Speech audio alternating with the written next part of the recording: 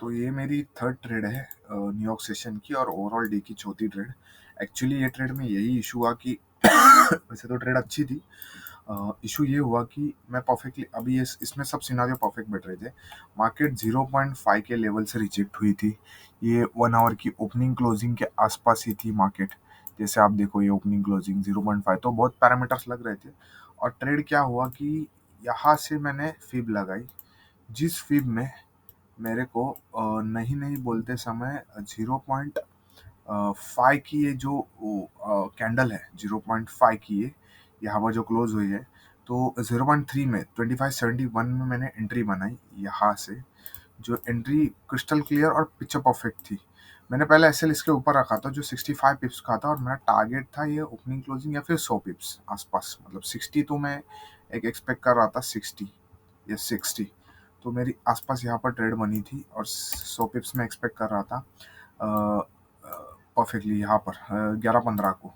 तो ट्रेड तो वगैरह सब परफेक्ट थी। इशू ये हुआ कि मैंने थोड़ा सा फोकस किया कि मार्केट अगर जो लेवल की बुलिशनेस दिखा रही थी वो बहुत स्ट्रांग बन रही थी, ठीक है।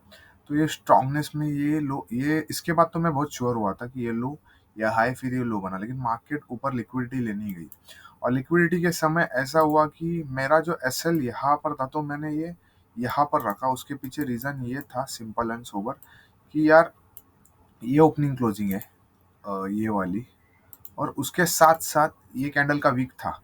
तो मैंने सोचा इससे थोड़ा सा ऊपर रखूँ 76 से 76.5 के आसपास। लेकिन मार्केट को लिक्विडिटी चाहिए थी, मार्केट ने टॉप से लिक्विडिटी ले ली।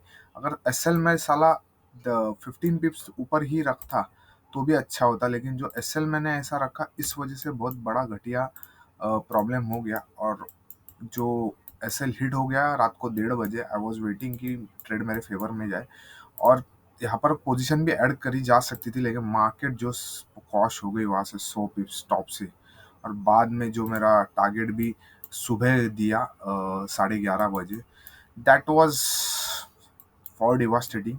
और जो मतलब आप सोच सकते हो कि आपका एसएल चला जाए और फिर मार्केट आपका टारगेट दे तो ज़्यादा ख़राब वही लगता है। तो ये थर्ड ट्रेड में मेरे को कम से कम 100 पिप्स का प्रॉफिट होके मेरे को 15 पिप्स, मतलब मैं कॉस्ट टू कॉस्ट तो निकल लेता, लेकिन ये मेरी ट्रेड ख़राब हो गई सिर्फ मेरे मूर्खपना से। और मैंने सोचा है कि आज के बाद कि अगर एस एल 65 पिप्स बन रहा है तो मैं रखूँगा, उसके ऊपर जा रहा है तो मैं एस एल ले लूँगा, मतलब शॉर्ट एस एल रखूँगा। मोस्टली तो ऐसे बड़े इसमें तो मैं इधर ही लगता हूँ 30-40 पिप्स का एस एल, लेकिन मार्केट लिक्विडिटी लेने कभी कभी ऊपर जाती है। सो ये इशू हुआ और यहाँ पर हमें लॉस हुआ थर्ड ट्रेड में भी।